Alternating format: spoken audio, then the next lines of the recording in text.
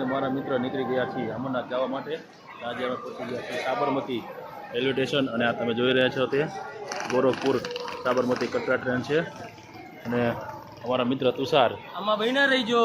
આપણે બધું all total બતાડવાનું છે તમને. આપણો વ્લોગ લાઈક સબસ્ક્રાઈબ. અને આ રેલવે સ્ટેશન છે તમે જુઓ સાબરમતી દીઘનું.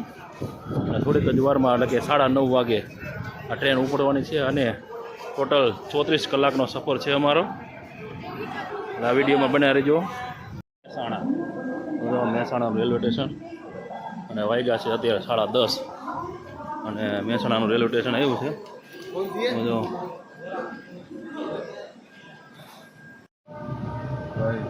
સવારમાં વાગી ગયા છે 7:30 અને થોડીક જ વારમાં હવે જયપુર આવશે. જયપુર છે સમજો.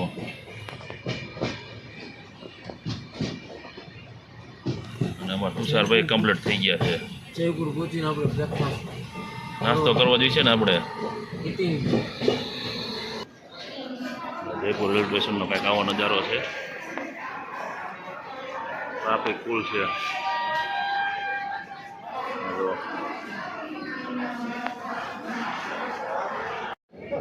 વાગ્યા છે 5:30 અને પહોંચી ગયા છીએ પંજાબ રેલવે સ્ટેશન છે ભાઈ ભઠિંદા. અને અમારા કાકા જો છોલે ભટુરે બનાવે જોરદાર. 50 રૂપિયાની ડીશ છે પણ મજા આવી જાય. પણ અને અડધી કલાકનો સ્ટોપ છે અહીંયા. જુઓ ને ગમે ત્યાં તમે જુઓ ને લારી ભાઈ છોલે ભટુરેની છે હો બધી જગ્યાએ. અને ટ્રેન અમારી ઊભી છે અહીંયા.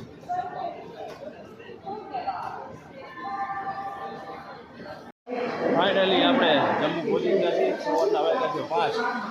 હવે જવાનું છે આપણે ભગવતીનગર. જો તુષારભાઈ પોતાની ટોલી બેગ લઈને જાય છે. જો સ્ટેશન બહાર નીકળ્યા છીએ અને RFID કાર્ડ આપણે રેલવે સ્ટેશન બહાર નીકળી ગયા અને બાજુમાં જ RFID કાર્ડ કાઢે છે. હાલો આપણે RFID કાર્ડ પેલા કઢાઈ આવી.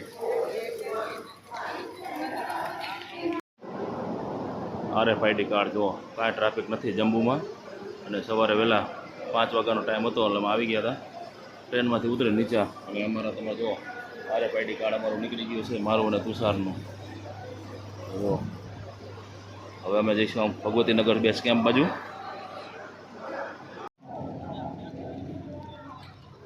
અંદર રેલવે સ્ટેશનનું આ રિક્ષા ભાડું અમને 2 જણાનું 300 રૂપિયા કીધું અને બહાર નીકળ્યા એટલે 150 રૂપિયા ભગવતીનગર બેઝ કેમ્પનું. હવે આગળ જોઈએ. હવે ચા પાણી પીવી પછી જોવી. સવારી મળી ગઈ રિક્ષા અમને અને તુષારને 50 રૂપિયા ભાડું કીધું બેઝ કેમ્પનું. જોવી બેઝ કેમ્પ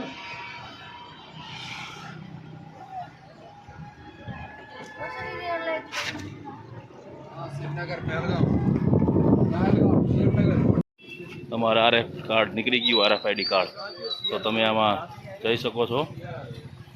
આનું ભાડું છે પહેલગામનું 700 રૂપિયા અને બાલટાલનો 1100 રૂપિયા નોન AC. રેલવે સ્ટેશનથી ડાયરેક્ટ મળે અને તમે અહીંયા બેઝ કેમ્પથી નહીં મળી જાય. હવે અમે જઈશું આગળ અંદર બેઝ કેમ્પમાં ચેકિંગ કરાવવા. ભગવતી નગર બેઝ કેમ્પમાં તમે જુઓ ને સાવ ટ્રાફિક છે જ નહીં. અને અત્યારે વાગ્યા છે સવારના 7. અત્યારે પહોંચી ગયા છીએ. ટ્રાફિક હાવ તમે કહેવાય ને કાંઈ છે જ નહીં એમ. અહીંયા ચેકિંગ થઈ ગયું અમારું. અહીંયા આગળ કરવાનું છે. એકદમ થયું બીજી વખત અહીંથી આવ્યા અને હજી અહીંયા થેલા ચેક થાય. હજી 2 વખત તો ચેક કર્યા. હજી થેલા આગળ અહીંયા ચેક કરાવવાના છે.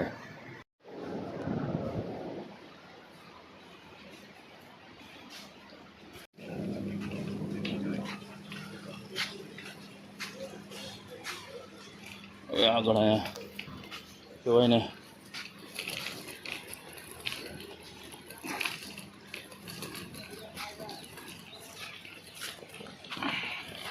અહીંયા બસનું ભાડું છે તમે જુઓ.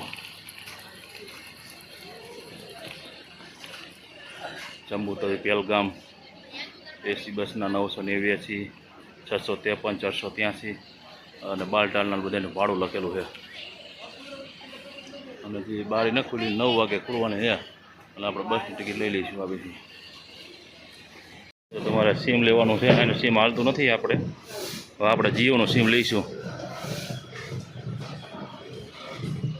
જો કંઈક આવું ફોર્મ આવે રજીસ્ટર બુક છે અને સામે ઉપર છે 3 માળના જેમાં જવાનું છે.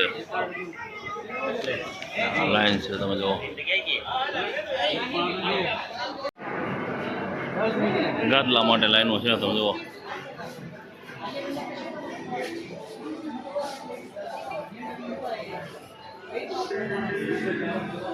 જેન્ટ્સ અને લેડીઝની નોકી લાઈનો છે. 2 ગાદલા આપી દીધા છે. એક ગાદલાના 20 રૂપિયા અને ડિપોઝિટ, એક ગાદલાની 100 રૂપિયા, એટલે અમે 200 રૂપિયા ડિપોઝિટ છે અને 40 રૂપિયા ગાદલાનું ભાડું છે. આ જમા કરાવીએ આપણે સવારમાં એટલે 200 રૂપિયા આપણને રિટર્ન આપે. તમારે જો ટિકિટ હોલની ન લેવી હોય અને અહીંયા સૂવું હોય તો પણ અહીંયા સૂઈ શકો છો એકદમ ફ્રીમાં. જુઓ તમે, અહીંયા છે સામે હોલ છે મોટો, વોટરપ્રૂફ છે આવડો. અને તમે કંઈ વસ્તુ ભૂલી ગયા હોય તો અહીંયા શોપ પણ છે, તમે અહીંયા ખરીદી કરી શકો છો ગમે તે જુઓ તો.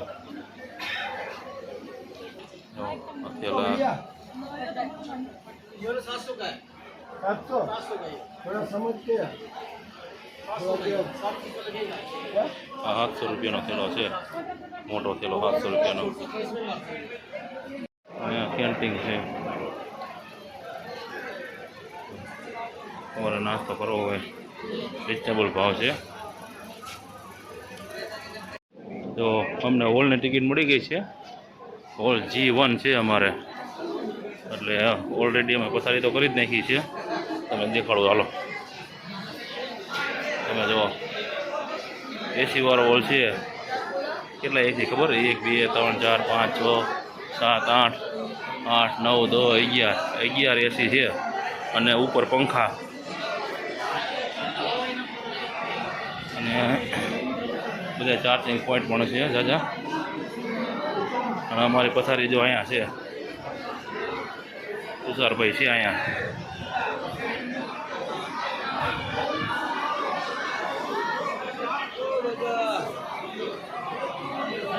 મેં ગાદલા મળે એની બાજુમાં જ છે ભાઈ લોકર રૂમ, અને તમે જુઓ ને 24 કલાકના 30 રૂપિયા છે.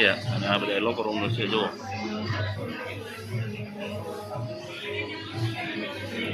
આ બેગ છે અમારા, અને એક બેગના 30 રૂપિયા લીધા છે, 3 દિવસ માટે મૂક્યા છે અમે. તમે જો નકરા બેગ જ છે.